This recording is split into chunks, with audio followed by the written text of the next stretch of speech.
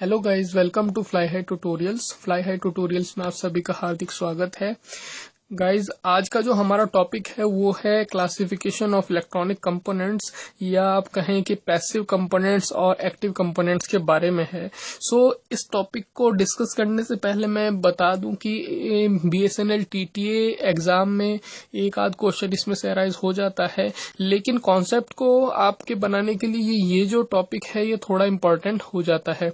कुछ general terms हैं जो आपको समझ लेनी चाहिए, वो क्योंकि आपके जब फर्दर हम इनके इन डेप्थ बात करेंगे तो वहां से आपको काफी चीजें क्लियर हो जाएंगी। ठीक है। सबसे पहले बात कर लेते हैं पैसिव कंपोनेंट्स के। पैसिव कंपोनेंट्स आपके क्या होते हैं, जैसे कि आपको नाम से ही पता लग रहा है पैसिव मतलब कि जो भी कोई चीज इनएक्टिव होती है या एक्टिव नहीं है वो चीज पैसिव होती है। इलेक्ट्रॉनिक टर्म में बात करें तो पैसिव कंपोनेंट्स वो कंपोनेंट्स हैं जो किसी भी इलेक्ट्रिक सिग्नल को आपके ना तो प्रोसेस कर सकते हैं और ना ही एम्पलीफाई कर सकते हैं। ठीक है, एक बात ये हो गई। लेकिन इनकी इंपॉर्टेंस इसलिए बढ़ जाती है कि जो आपके एक्टिव कंपोनेंट्स हैं वो बिना इनकी मदद के एम्पलीफाई और प्रोसेस सिग्नल को नहीं कर सकते हैं। यानी कि पैसिव कंपोनेंट्स की मदद लेना एक्टिव कंपोनेंट्स के लिए जरूरी है अगर उसे किसी इलेक्ट्रिक सिग्नल को एम्पलीफाई या प्रोसेस करना है। एक और इसमें इम्पोर्टेंट बात यह है कि पैसिव कंपोनेंट्स में कोई भी डायरेक्शनल फंक्शन नहीं होता है। इसका मतलब क्या हुआ कि जो कंपोनेंट्स हैं ये दोनों डायरेक्शन में करंट को फ्लो करा सकते हैं, इसीलिए इनको हम कहते हैं बाइलेटरल डिवाइस। एक चीज इसमें याद रख लें आप, इन्हें क्या कहते हैं, बाइलेटरल डिवाइसेस। ठीक है, ये एक आपका इसके लिए एक एमसीक्यू का क्वेश्चन भी आई थिंक अराइज हो सकता है। बाइलेटरल डिवाइस पैसिव कंपोनेंट्स को कहते हैं। अब पैसिव कंपोनेंट्स कौन कौन से होते हैं, तीन टाइप हैं बेसिकली। हो गया रजिस्टर्स हैं, कैपेसिटर्स हैं और इंडक्टर्स हैं। ठीक है, इन डेप्थ तो हम इनके बारे में जब भी ये चैप्टर में आते रहेंगे इन डेप्थ इनकी स्टडी करते रहेंगे, लेकिन यहाँ पे इनको फिर भी आपको जनरल कुछ आइडिया दे देता हूँ। तो सबसे पहले बात कर लेते हैं रजिस्टर्स की। रजिस्टर बेसिकली क्या है कि कोई भी आपका जो मैन्युफैक्चरर होता है वो रजिस्टर को किसी न किसी एक पर्टिकुलर या स्पेसिफाइड अमाउंट ऑफ रेजिस्टेंस पे ही उसको मैन्युफैक्चर करता है। यानी कि सपोज कीजिए कोई 20K का या 2K का या ओम या 20 ओम का कुछ भी एक स्पेसिफाइड वैल्यू होगी रेजिस्टेंस की, उसके अकॉर्डिंगली मैन्युफैक्चरिंग की जाएगी रजिस्टर्स की। ठीक है, ये आप इसमें बात समझ लीजिए।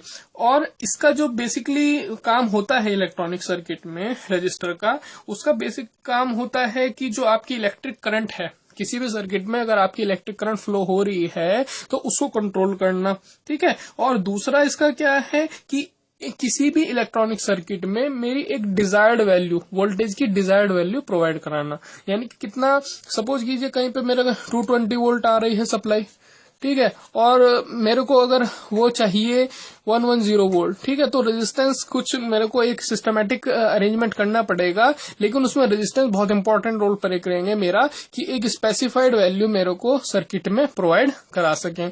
रजिस्टर का ये बेसिक काम होता है। ठीक है, दूसरा अगर मैं बात कर लूं, दूसरा आपको है आपका कैपेसिटर।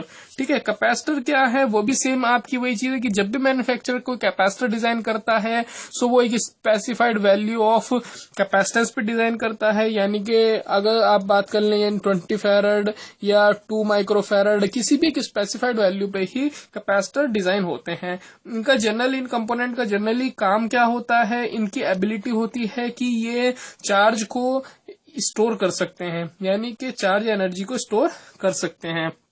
ठीक है, ये इनका जनरल वर्क होता है। और कुछ और इंपॉर्टेंट एप्लीकेशन क्या आ जाती है कैपेसिटर की, कि ये डीसी को ब्लॉक करता है। ठीक है, आपको याद ये रखना है कि ये डीसी को ब्लॉक करता है।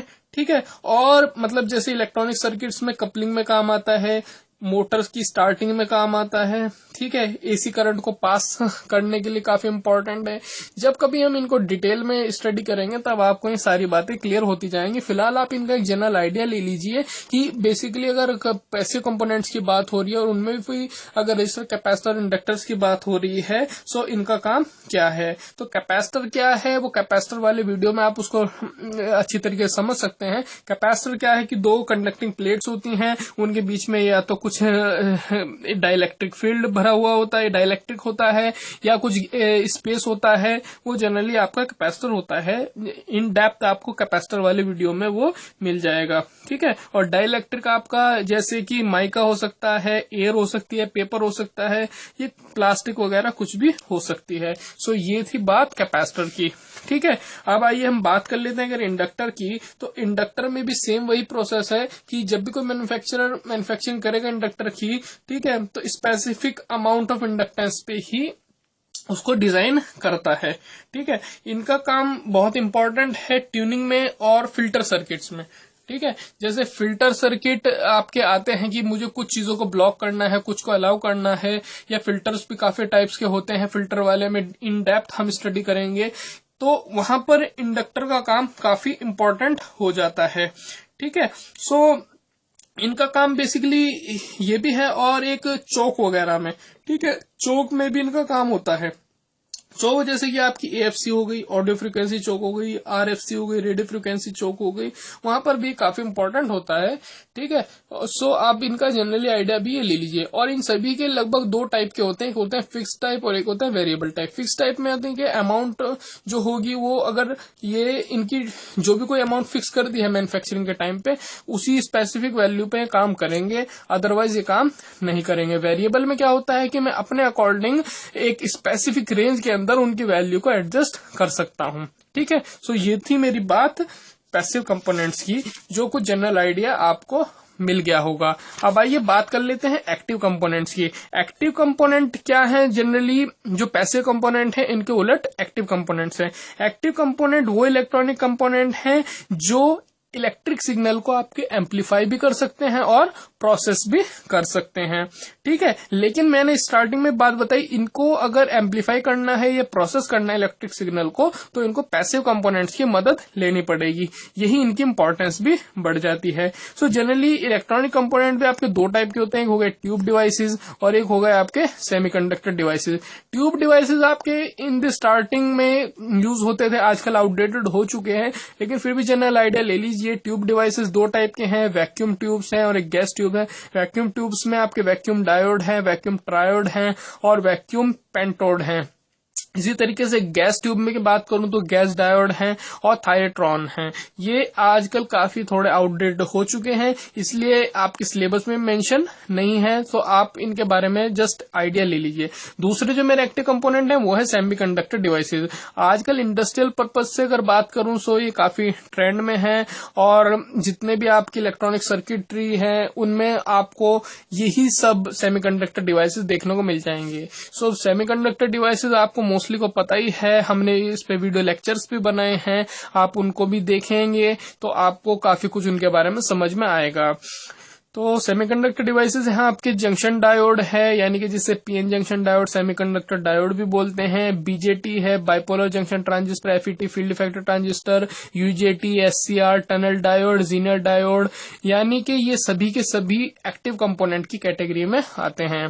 सो बेसिकली जो मेरे को आइडिया देना था इन कंपोनेंट्स के बारे में वो यही था कि अगर इन फ्यूचर हमारे ये जब कभी भी चैप्टर के अंदर यूज होंगे तो आपके माइंड में अल्टीमेटली एक चीज स्ट्राइक करनी चाहिए कि ये पैसिव कंपोनेंट है, एक्टिव कंपोनेंट है, और इसके साथ ही साथ आपके कॉन्सेप्ट भी ये बिल्ड करेगा। होप कि आपको ये वीडियो पसंद आया होगा। अगर आपको पसंद आता है तो काइंडली लाइक कीजिए यार, और सब्सक्राइब कीजिए और शेयर कीजिए, ठीक है। धन्यवाद, थैंक यू वेरी मच।